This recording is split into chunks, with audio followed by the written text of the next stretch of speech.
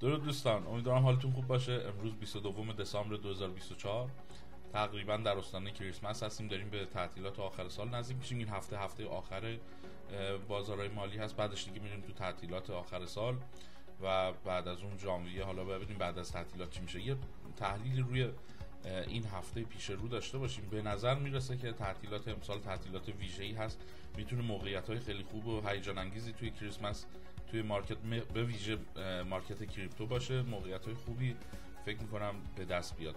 حالا با هم پی بگیریم. اول روی چارت بیت کوین دامیننس شروع می‌کنیم. بیت کوین همون محدوده دیروز هست دامیننس و انتظار داریم که ببینیم بالاخره توی این کانال بقا پیدا می‌کنه یا دوباره از کانال بیرون میزنه. انتظار ما اینه که ریزش رو ادامه بده و حالا ببینیم روی خود چارت بیت کوین چه اتفاقی افتاده. بیت کوین هم در محدوده حمایتی 90 تا 95 هزاری که قبلا عرض شده چند بار در نوسان هست، فعلا بالای اون محدود است، مشکل نگران کننده نداره.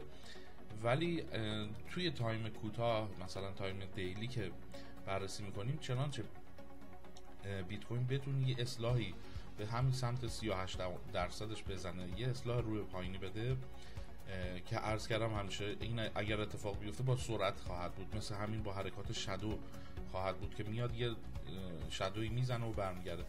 موقعیت‌های خیلی خوبی اونجا به وجود میاد. روی بیت کوین محدوده 90,000 88,000 87,000 موقعیت‌های خیلی خوبی به نظر میرسه برای خرید و فکر میکنم که کریسمس امسال رو تعطیلات امسال تعطیلات هیجانی باشه، از اونجا با صعود قیمت همراه بشه. نشونه ها بر این هستش که اصلاح میخواد انجام بشه. مارکت داره تلاش میکنه که یک اصلاحی رو به انجام برسونه، ولی چون مومنتوم حرکت و روند اصلی صعودیه، این اصلاح خودش با کمی تأمل انجام میشه. خیلی توی اصلاح فشار ندارن، خیلی نمیخوان سریع اصلاح انجام بشه.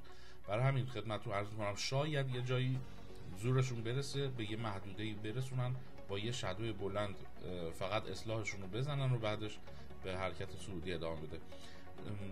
اتریوم رو هم با هم پی بگیریم. خب اتریوم رو همچنان گفتیم انتظار داریم به محدوده‌های حمایتی پایین‌تر برسه و اونجا خرید بهتر انجام بدیم. به نظر من همچنان همین اتفاق خواهد افتاد.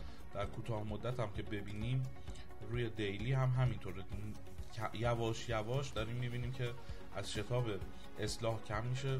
خودش رو چنانچه به محدوده‌های حمایتی محدوده‌های 50% و 61% فیبو بتونه برسونه، به نظر من از اونجا با شتاب خوبی صعود رو ادامه خواهد داد. یک حرکت کوتاه مدت هم ببینیم، یک حرکت پرشتاب صعودی، یک اصلاح داریم میبینیم کم کم داره از عمق اصلاح و شتاب اصلاح کاسته میشه و انتظار داریم توی محدوده ها با حمایت جدی همراه بشه. روی واچ لیستی که من دارم توی تایم فریم دیلی همشون دارن به موقعیت های خوبی برای خرید میرسن. تقریبا اصلاحاشون رو انجام دادن. محدوده 61.8 برای همه چارت ها به نظر در دسترس باشه و بتونه اونجا با حمایت همراه بشه. شکل حرکت پرشتاب، تعداد کندلای اصلاحی داره کم کم بیشتر میشه، آهسته تر خودش رو به محدوده های پایین تر میرسونه و از اونجا بخواد صعود رو داشته باشه. مثلا آدا رو داشتیم، بیت کوین کش رو داریم که حالا اون روش خیلی مانور نمیدیم، ولی مثلا دوج کوین رو میبینیم که خودش رو به شتاب رسونده به محدوده های پایینی و اینجا انتظار داریم از شتاب ریزش کاسته بشه و اینجا با حمایت همراه بشه. تقریبا میتونم بگم که تمام چارت ها توی تایم پایین اصلاحشون رو دارن کامل میکنن. به نظر من که در این کریسمس، در این آخر سال برنامه خوبی توی مارکت کریپتو خواهد بود. همه موقعیت های خیلی خوب و جذابی رو برای خرید دارن ایجاد میکنن. مثلا سول رو میبینیم، سولانا حتی تا 61.8 هم خودش رو رسونده به محدوده حمایتی هم رسیده. از همین جاها میشه ورود رو انجام داد، با ریسک کم میشه با حجم کم اینجا ورود رو انجام داد. چنانچه هر بار پایین تر بیاد، اگر 165 رو بتونه مثلا بده، میشه اونجا به باز هم به خرید اضافه کرد. بعد از اینکه برگشت به روند صعودی دیگه اون موقع میشه حتی معاملات با حجم بیشتر رو هم در جهت خرید اضافه کرد، چون اینا رونداشون بلند مدت دیگه. اهداف سولانا مثلا بالای 280 یه همچین حرکتی رو بی سی دی هم بخواد بزنه میدونیم که بالای $300 میره. به هر حال نظر خود بنده همیشه همینه، نوع ترید و معاملات من همیشه به صورت این بوده که تلاش میکنم در کف بخرم و منتظر شکست ها نمیشم. به هر حال هر کسی متدی داره، مثلا بعضی افراد هستن که با تاییدیه شکست اگه خط روندی میکشن منتظر میشن تا شکستی اتفاق بیفته، سطح استاتیکی بشکنه، سطح داینامیکی بشکنه، بعد ورود میکنن. بنده طرز فکرم و طرز معاملاتم اینطور هستش که نه، منتظر میشم در نواحی پایین‌تر با ریسک کمتر و با اطمینان بیشتر به معامله ورود کنم.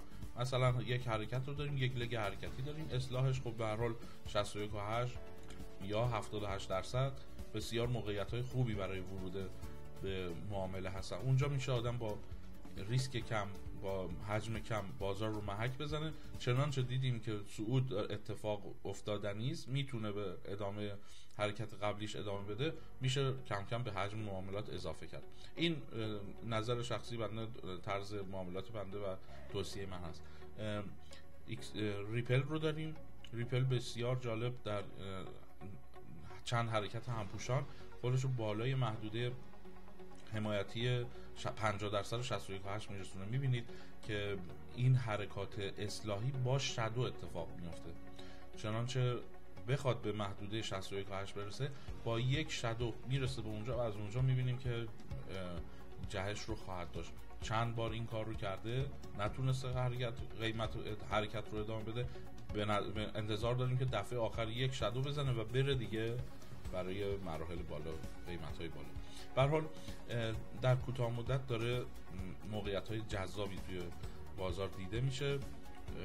پیشنهاد میکنم که آماده باشید. همه روی همین نسبت‌های 50 61.8 روی لگ آخری که حرکت انجام شده یک فیبوناچی اصلاحی ترسیم میکنیم، اونجا میتونیم سطوح رو پیدا کنیم. حالا من برای مثلا ریپل این لگ آخر رو بعد از این گره انجام دادم. به هر حال میتونیم مثلا کل حرکت روند قبلی رو هم بگیریم.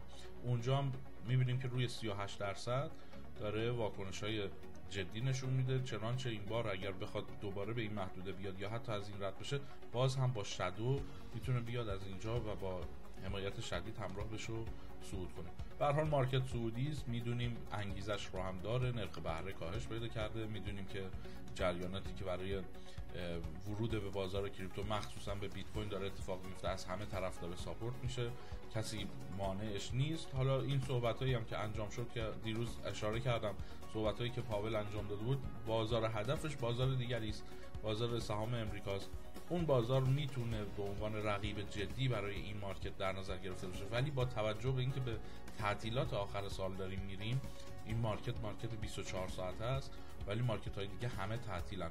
به نظر من در تعطیلات پایان سال و ژانویه ما اوج هیجان رو در بازار کریپتو داریم. موقعیت های خیلی خوبی میتونه توی مارکت کریپتو باشه.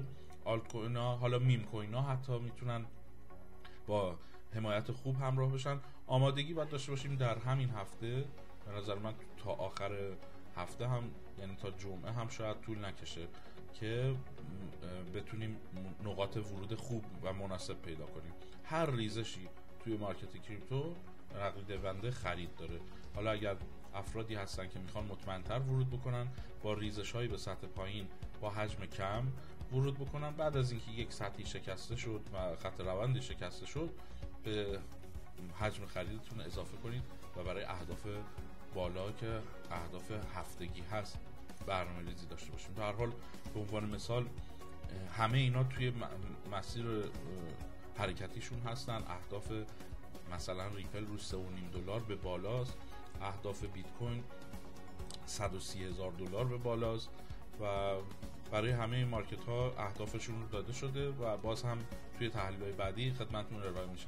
فقط ما این هفته باید گوش به زنگ باشیم، حواسمون جمع باشه که اصلاح‌های روی پایین رو بتونیم با حجمای کم ورود داشته باشیم که حداقل موقعیت مارکت رو از دست ندیم. ممنونم از توجهتون، براتون آرزوی موفقیت میکنم. سلامت و پیروز باشید.